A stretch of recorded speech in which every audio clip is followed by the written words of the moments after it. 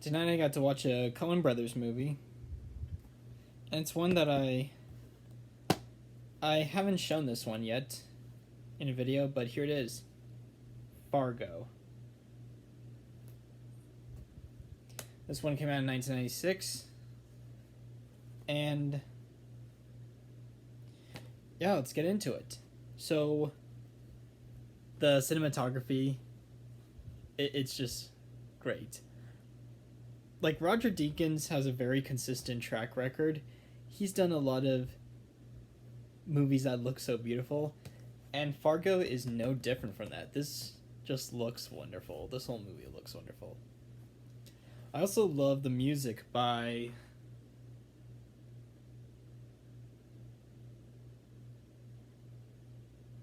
Carter Burwell.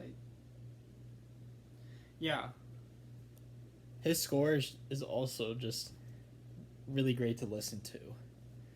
Like in the opening and during the credits, I just loved it. You wanna know what else I loved about this film? Frances McDormand's performance. She carries this. Well, someone else carries it. We'll get to it, but she does such a terrific job in this film. I don't think I've seen a bad performance from her. And the same can be said for Steve Buscemi.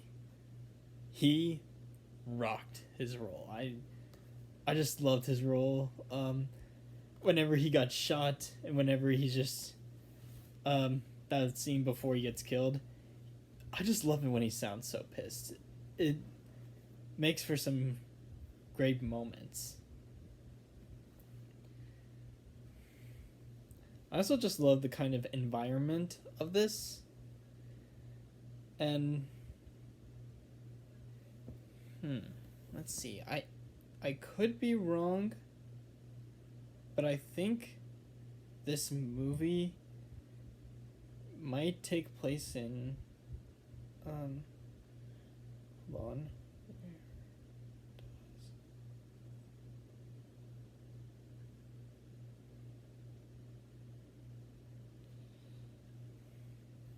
Okay, in Minnesota in 87. I guess Minnesota is like a Canadian place. Oh no, it's in the US. Well, I guess it has like, I guess they're kind of doing Canadian accents, it sounds like. But like after saying like yeah or some other things, it kind of wears on you after a bit, just hearing all that in repeatedly. Although that might just be a me problem. If I had any issues with Fargo, it's that for one, it's the character of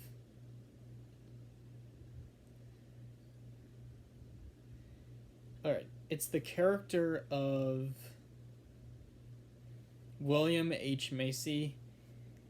He kind of gets on my nerves. I get it. It's like, for like, that's the point. But I don't know. Sometimes it just feels like he's in the same old, just, he doesn't sound very concerned. Yes, you see him get upset, but like he's always just fucking things up and just stalling. In a way, like with the whole license tag things. I don't know. He was the weak link of this movie. It was also another thing was like there were a couple scenes in where like